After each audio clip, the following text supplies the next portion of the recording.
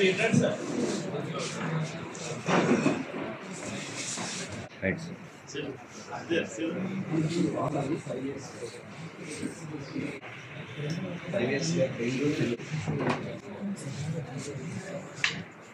ఇప్పుడు మనోహర్ గారిని విజయ్ రామ్ గారు సత్కరిస్తున్నారు. సేవ ఒకసారి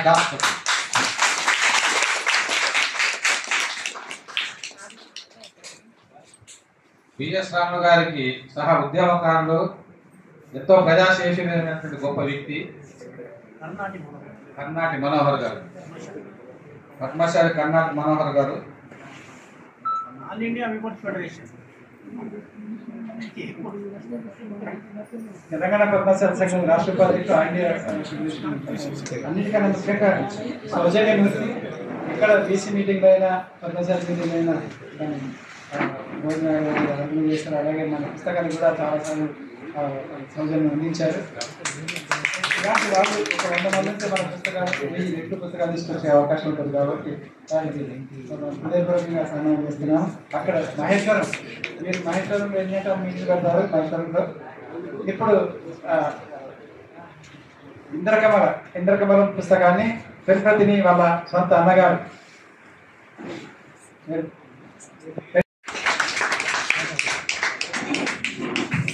మామిడిపల్లి ధీరజ్ అతని గురించి అద్భుతమైనటువంటి కవిత రాశారు ఈ అమ్మాయి.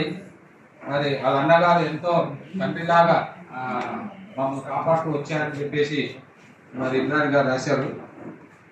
ఆయనకు తొలిపెట్టిని అంకితం ఇవ్వడం మొదటి కవిత కూడా అండి. చాలా అద్భుతమైనటువంటి సన్నివేశం. ఒక చెల్లి పుస్తకం రాసి మరి అన్నకు తొలి ప్రతిని అందించడం అనేటువంటి ఒక అద్భుతమైన సన్నివేశం.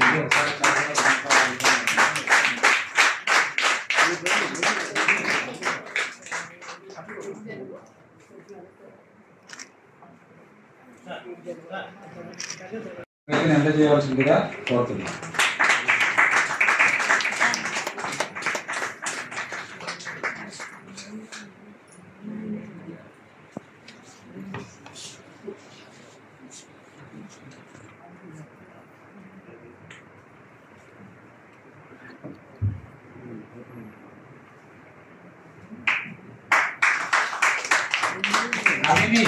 కవిని కన్నా తల్లి గర్భము ధన్యము అన్నాడు గుర్రం జోసఫ్ గారు. ఇప్పుడు కవిని కన్నా తల్లి గర్భము ధన్యం అని చెప్పేసి ఈ సందర్భంగా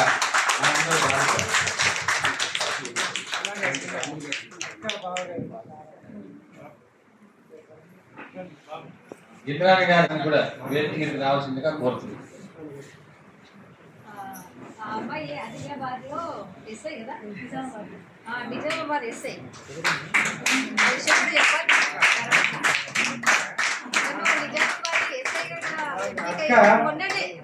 అనేక పోటీ పరీక్షలు పాస్ అయితే యాక్ మేజర్ పోస్ట్ అయితే కూడా నేను ప్రజల సేవ చేయాలని చెప్పేసి ఎస్ఐకి సెలెక్ట్ చేసుకున్నాను. రిస్క్ కదా.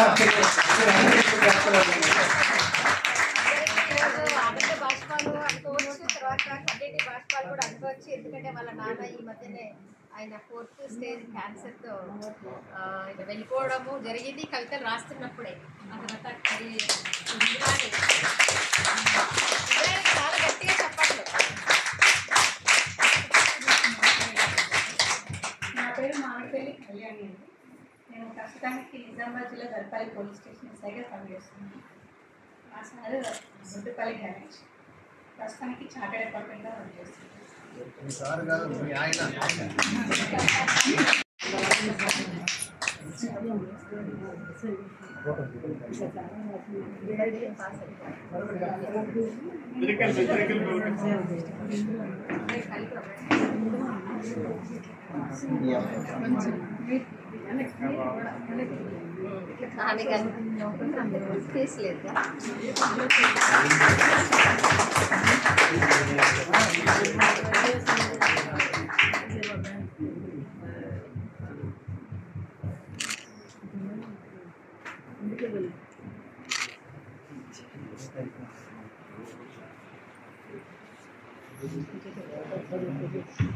నారాయణ గారు వస్తే మీకు రావాలి.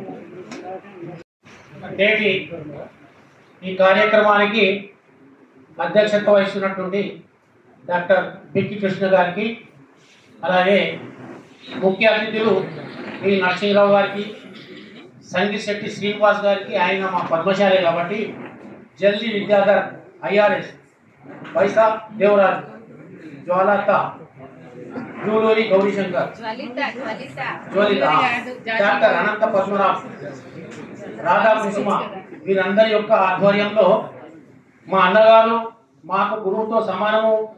ఆయన తెలంగాణ రాష్ట్రం ఏర్పడినప్పుడు తెలంగాణ తొలి బీసీ కమిషన్ చైర్మన్ గా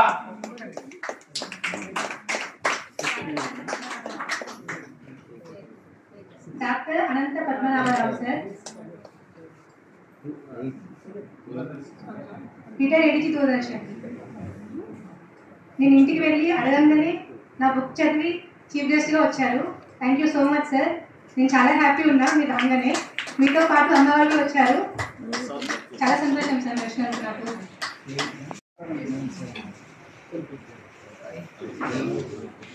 అన్నగారు నారాయణ గారికి స్వాగతం, సుస్వాగతం. మరియు మా రామలన్న గారు తెలంగాణ రాష్ట్రంలోనే తొలి బీసీ కమిషన్ చైర్మన్ గా ఎన్నో సేవలు అందించి మన మాజీ ముఖ్యమంత్రులు కేసీఆర్ గారి యొక్క అభిమానం పొందిన వ్యక్తి. ఎందుకంటే ఆయన స్వాతంత్ర సమరయోధుడు, ఉద్యమకారుడు, కవి, రచయిత అన్నీ ఉన్నాయి. ఆయన మా పద్మశాలి జాతిలో పుట్టినందుకు, మా పద్మశాలి కులంలో పుట్టినందుకు మేమెంతో గర్విస్తున్నాం. ఎందుకంటే మా జాతి బిడ్డ, మా నేత బిడ్డ, మా చేనేత బిడ్డ, మా పద్మశాలిలో ఒక పద్మం వలె మా రాములన్న గారిని మేమందరం కూడా అభిమానిస్తా ఉన్నాం. మా రాములన్న గారు ఏ మీటింగ్ పెట్టినా కూడా నన్ను పిలుస్తూ ఉంటారు. నేను వారి యొక్క ఆశీర్వాదం తీసుకుంటా ఉన్నాను. ఇప్పుడు నాకు ఈ రోజు సన్మానం చేసినందుకు రాములన్న గారికి మరియు ఇతర పెద్దలకు మరియు మహిళా తల్లులకు మీ అందరికీ కూడా నా తరఫున, నా పేరు కర్ణాటి మనోహర్ మహేశ్వరం, తెలంగాణ పద్మశాలి సంఘం vice chairman, all India weavers federation core committee సభ్యుని. నేను ఏమంటారు సోషల్ వర్కర్ నమ్మా. ఎక్కడ ఏమున్నా కూడా బీసీలకు అన్యాయం జరిగినా కూడా అక్కడ వాలిపోయే తత్వం నాది. మా అన్నగారి ఆశీర్వాదం ఎప్పుడు ఉండాలని కోరుకుంటూ ఈ యొక్క అవకాశం ఇచ్చినందుకు పెద్దలకు ప్రత్యేకమైన ధన్యవాదాలు చేస్తాను. జరుపుకోవడం చాలా సంతోషంగా ఉంది. దీనికి ముఖ్య అతిథిగా ప్రధాన వక్తగా సంగిశెట్టి శ్రీనివాస్ గారు చక్కటి కూర్చోండి రాధాకృష్ణ గారు కూడా అందించారు. అట్లాగే సుప్రసిద్ధ కవిశ్రేష్ఠులు, సంపాదకులు పైసా దేవదాస్ గారు వేలాది మందిని ప్రోత్సహించిన పైసా దేవదాస్ గారు ఆ పుస్తకాన్ని ఆవిష్కరించారు. అఖిల భారత బెరటి పుస్తకాన్ని చక్కగా పరిచయం చేశారు. వారికి ధన్యవాదాలు. అలాగే ఈ పుస్తకాన్ని మొట్టమొదట ఇంద్రకమల పుస్తకాన్ని కవిత్వం ఎలా రాయాలి, కవిత్వం పదాలు ఎలా ఉండాలి, కవిత్వం యొక్క డిక్షన్ ఎలా ఉండాలి అనేటువంటి దాన్ని ఇప్పటిదాకా 100 ఏళ్ల వచన కవిత్వానికి ఒక కొత్త డిక్షన్ రాసిచ్చినటువంటి బిక్కి కృష్ణ గారు దాన్ని ఆవిష్కరించారు. ఈ అందరికీ ధన్యవాదాలు. అలాగే అంతేకాకుండా ఈ పుస్తక సభకు ముందు ఎప్పుడైనా సరే పాటలు, నృత్యాలు ఉంటాయి.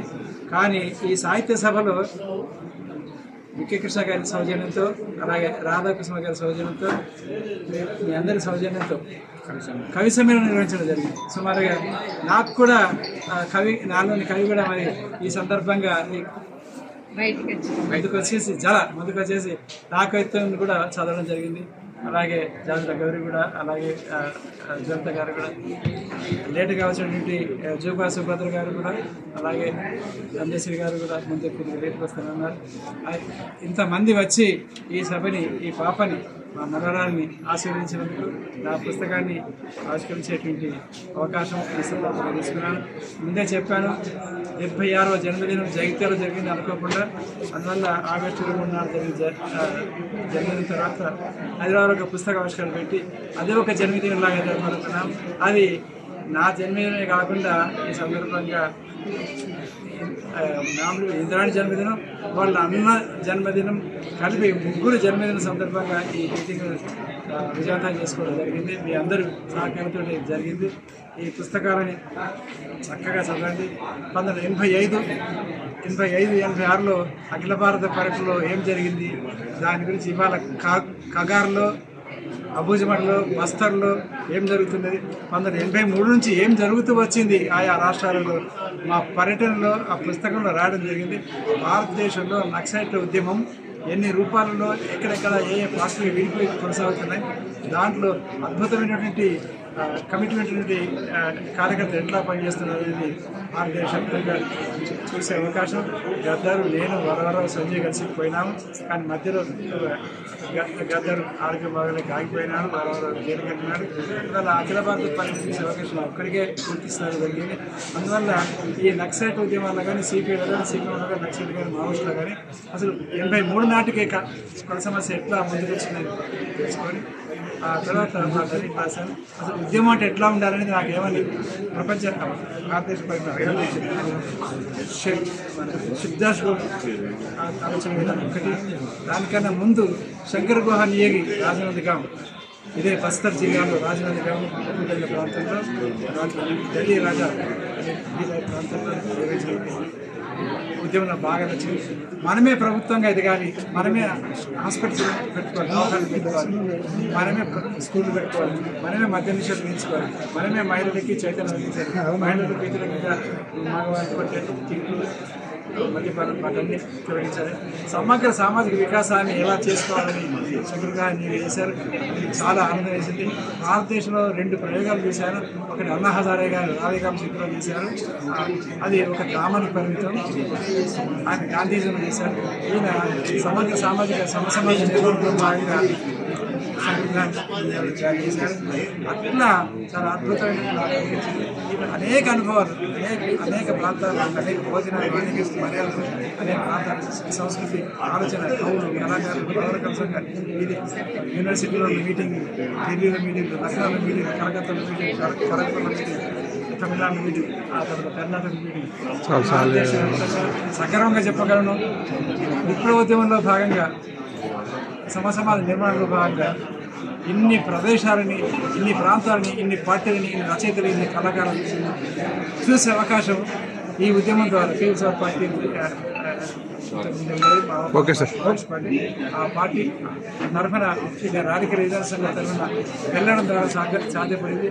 అందువల్ల పీపుల్స్ ఆఫ్ పార్టీ నా అవగాహనలో కన్నతల్లి వంటివి పిల్లలు ఎక్కువ ఎదుగుతారు.